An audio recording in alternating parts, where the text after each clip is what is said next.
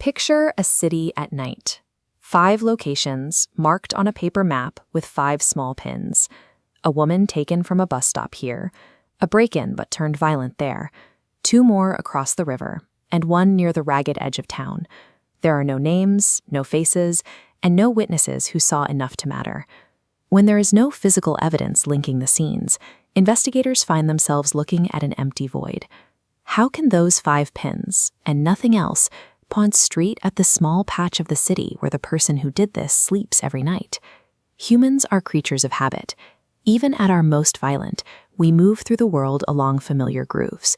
We return to the same streets and shortcuts, and those routine movements leave a record behind. In the 1980s, a Vancouver patrol constable and doctoral student named Kim Rossmo began looking past the question of why people commit crimes to focus on where. He wanted to know what an offender's choice of location quietly reveals about them. Rossmo developed a model called Criminal Geographic Targeting. It was designed to turn geographic behavior into a series of probabilities, using a mathematical equation to hunt for a home address. The algorithm treats every point on a city map as a candidate. For each location, it asks how well the specific crime sites fit the known ways people behave in physical space. By calculating the likelihood of every street corner and apartment block, the model translates the coordinates of violence into a single cohesive structure. It looks for the order hidden within the geography of the crimes. The output is a Jeopardy surface, a map of risk glowing hot in probable zones. Like biological predators foraging from a den, serial offenders hunt within a limited range. Their violence has a center of gravity, anchored near where they live. Criminologists call this phenomenon distance decay. The probability of an attack is highest near that anchor point and drops away with every additional block, much like the sound of a voice fading as you walk down a hallway. In some studies, half of all criminal journeys cover less than a single mile.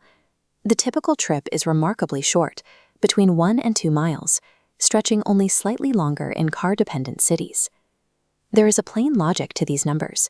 It is simply easier to act within a world you already understand. Ordinary movements, the walk to the bus or the drive to a job, build a mental map, and offenders tend to act inside those familiar borders. Even when committing the unthinkable, a predator is governed by the same spatial habits as any other person navigating their neighborhood. If offenders strike so close to home, why don't their crimes pile up right on their own doorsteps? Offenders avoid streets closest to home, creating a buffer zone. The danger area is a donut, hot in a surrounding ring, cooler inside. This led to the circle hypothesis. Drawing a circle using the 2 farthest crimes as its diameter creates an accurate search area. When researchers tested this on 70 American serial murder cases, 85% of the offenders were found to have lived inside that circle. Without realizing it, the offender uses their own choices to draw a geometric ring around their front door. In 1980s London, these theories were put to the test. A series of attacks near railway lines had terrified the city, and the list of possible suspects ran into the thousands. The Railway Rapist moved like a ghost through the transit network. Psychologist David Cantor was brought in to map the geography of the attacks, looking for the anchor point hidden in the cluster. Cantor used the spatial patterns of the attacks to predict where the offender likely lived. When John Duffy was finally identified and convicted, his home sat almost exactly where the spatial pattern had suggested it would. The algorithm narrowed thousands of possibilities down to a single neighborhood, exposing the specific area where Duffy felt safe enough to live his ordinary life. Despite these successes, the numbers remain humbling. In one British study of nearly 200 cases, geographic profiling led to a direct identification of the offender less than 3% of the time. The model struggles with commuters, offenders who leave their familiar neighborhood entirely to hunt in a separate territory far from where they sleep. Geographic features like rivers or highways can also scramble the math, bending ordinary travel patterns and leaving the probability map too spread out to be useful. Geoprofiling serves to shrink a search area from the size of an entire city to a fraction of its original scale.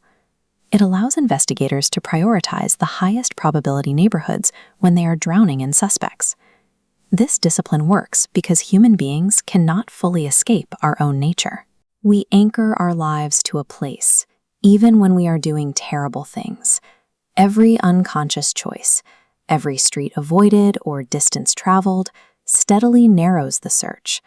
The predator believes the vast city hides them, when in truth, they are slowly sketching the map to their own capture. If you've made it this far, take a second to subscribe. The next case is already on the table, and you won't want to miss where the evidence leads. If this gave you that cold prickle at the back of the neck, hit the like button. And if you have a theory or a case we should dig into next, drop it in the comments. I'll see you on the next one.